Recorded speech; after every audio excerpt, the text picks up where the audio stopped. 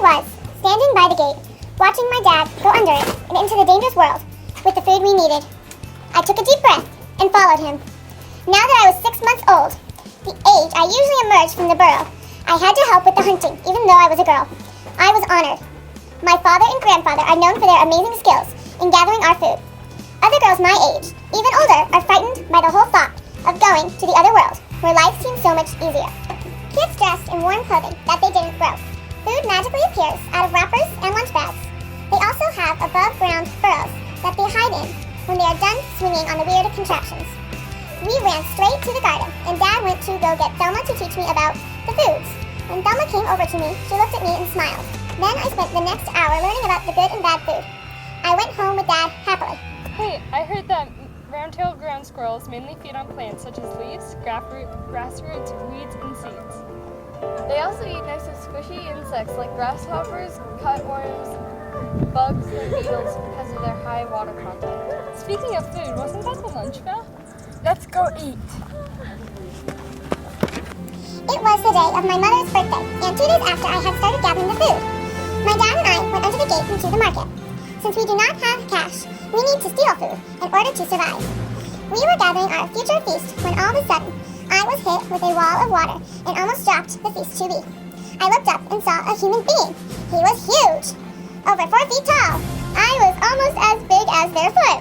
I started to run towards the gate as water poured down onto me and my dad. We made it back under the gate, walking back to our burrow, when my dad told me to scamper over to the hole as fast as I could. I got in the hole to see if my dad was far behind, but instead I saw the most horrible sight of all. A red-shouldered hawk swooping down and taking Dad to the heavens. Father! Father! I went to go tell my mom, but remembered she was out on a walk with my brother, Gary. All of a sudden, there was a knock at the apartment hallway, and Gary and my mother were in the doorway. I looked at them, and my heart sank how I would tell them what had happened. After using tons of leaves to sop up my mother's tears, we made dinner, a carrot soup. It was supposed to be a vegetable soup, but Dad had the other half of the meal. We ended up going to bed early because of our pain and suffering. Lemonade, crunchy ice. Beat it once, beat it twice. Lemonade, crunchy ice. Look, there's ground squirrels over there in their burrows. Oh, cool. Speaking of their burrows, did you know that they're made up of different types of bark? I didn't know that. Yeah. What?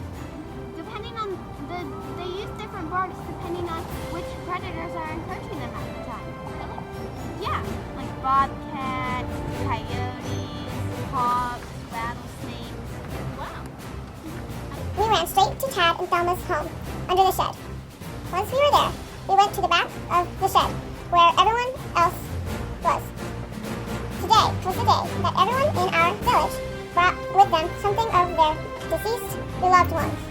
We gathered and prayed for them, not letting noise bother us or anything. When we were done praying, we would go to another area under the shed to have a feast celebrating their lives and how good they had been. The squirrels are once again busy collecting food to store for winter, when an unexpected enemy arrives on the scene. If we don't get these weeds for the family, we'll starve. Wait, what's that noise? I think it's a bobcat! Run! The ground squirrels use their excellent sense of hearing to sense a predator approaching and flee to their underground village. Everyone get the food for the winter and run. A bobcat is coming. Everyone, get one piece of food and go through our emergency exit tunnel. The ground squirrels barely made it out as their underground home collapses from the bobcat's constant clawing. Hurry, stop the collapse. Kids first, let's go. Everyone else, get out. Go, go, go. Where's the bobcat? I'll go check. He isn't back yet. I hope he's okay. It's gone. We may have to rebuild our home, but we got all the food in time. The ground squirrels are safe, but must rebuild their destroyed home and find another place to store food for the harsh winter ahead. Despite quickly approaching winter and lack of supplies, they work together and get it done. That night, in our new home, Mother was telling Gary and I a story. In the hot, dusty desert of Scottsdale, Arizona, lived a ground squirrel named Gary. He wandered along the gate as usual to get his favorite place to sleep, a miraculous garden. He continued walking along the school's gate and squeezed under it when he saw a small hole. The next part was complicated. He had to run across a playground of small, screaming children, or in his eyes, a battlefield of giants.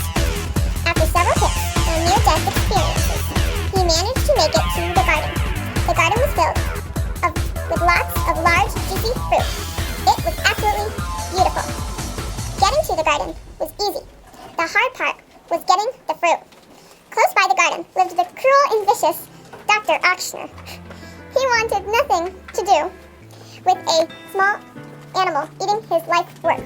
He got next to small berries when a huge crow swooshed by him and missed by an inch. Terrified, Gary ran as fast as his small legs could carry him, all the way back to his hole. He wished that someone would make it safer to gather food in the water. He ate. Somehow, someone answered his prayers. Over the next few weeks, humans worked to put up a stronger wall and a net to keep birds and other predators out. Gary decided that it would be best if he came out at night to gather food, and the children at school decided to raise public awareness of ground squirrels. They helped plant food nearby for Gary, and all the young students decided to help by deciding not to harm him anymore. They even got the cruel and vicious Dr. Ochsner to open his heart and learn to help and love Gary as well. The end.